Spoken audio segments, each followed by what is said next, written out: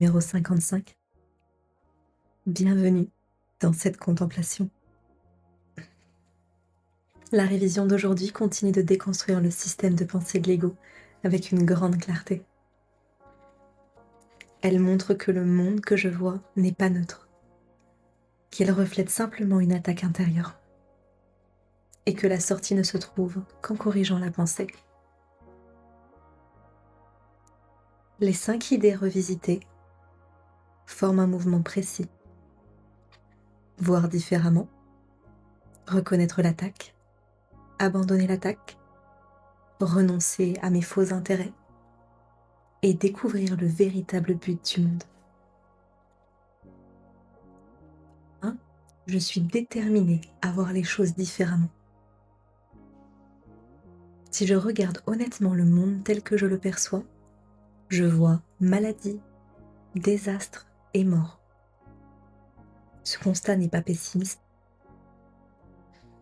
c'est un point de départ lucide.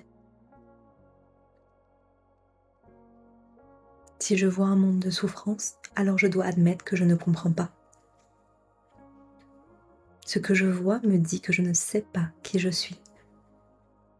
Car si je connaissais ma véritable nature, je ne pourrais pas croire que ce monde est la création de Dieu. La détermination à voir différemment naît de cette reconnaissance humble. Ma perception actuelle est erronée. Je veux voir les témoins de la vérité en moi et non les preuves d'une identité illusoire. 2.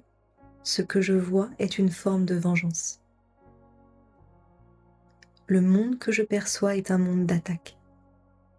Il semble que tout lutte contre tout, que chacun défende son territoire, que la séparation soit la règle. Mais cette image ne vient pas de l'amour. Elle surgit de mes propres pensées d'attaque. Avant de percevoir l'attaque au dehors, je l'ai acceptée au dedans.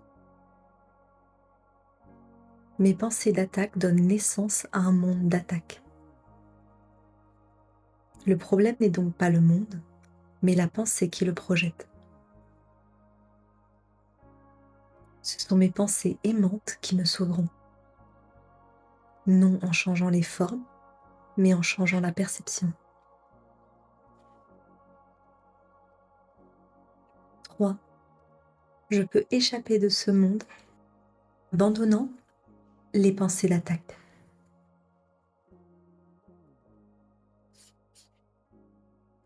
Le cœur du salut. Sans pensée d'attaque, je ne pourrais pas voir un monde d'attaque. Le pardon n'est pas une concession morale, il est une correction de perception. Et lorsque le pardon laisse revenir l'amour à ma conscience, le monde que je vois change de signification. Il devient un lieu d'apprentissage et non un champ de bataille. La paix, la sécurité et la joie ne sont pas créées par les circonstances. Elles sont révélées par le renoncement à l'attaque. Et cela, toujours un choix. 4. Je ne perçois pas mon propre intérêt. Si je ne sais pas qui je suis, comment pourrais-je savoir ce qui est bon pour moi? Ce que j'appelle mon intérêt est souvent la protection d'une identité fragile.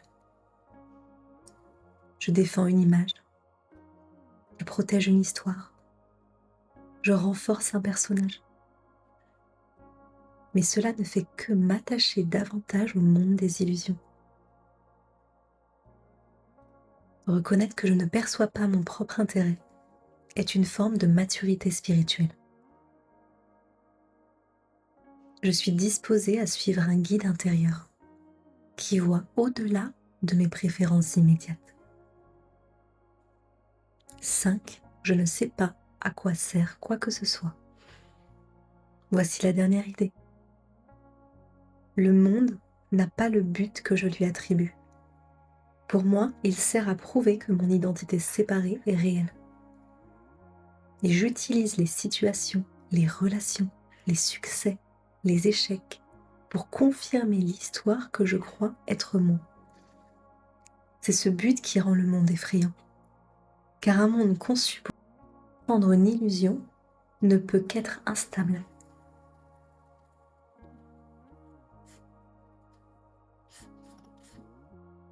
Le but que je lui ai donné, je découvre qu'il peut avoir un autre usage. Non plus prouver la séparation, mais corriger la pensée. Le monde devient alors une salle de classe et non un tribunal. Et c'est ce que révèle la leçon 55. Le monde que je vois n'est pas la cause, il est l'effet d'une pensée d'attaque. L'évasion ne se trouve pas dans un autre lieu, mais dans un autre choix, voire différemment. C'est renoncer à utiliser le monde pour me défendre. C'est accepter que je ne sais pas et laisser la correction opérer. Pense à une situation qui te semble injuste. Puis dis intérieurement, je peux abandonner les pensées d'attaque. Je ne connais pas mon véritable intérêt par moi-même. Je suis déterminée à voir différemment.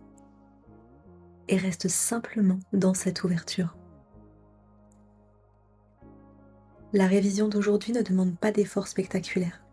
Elle demande honnêteté et disponibilité.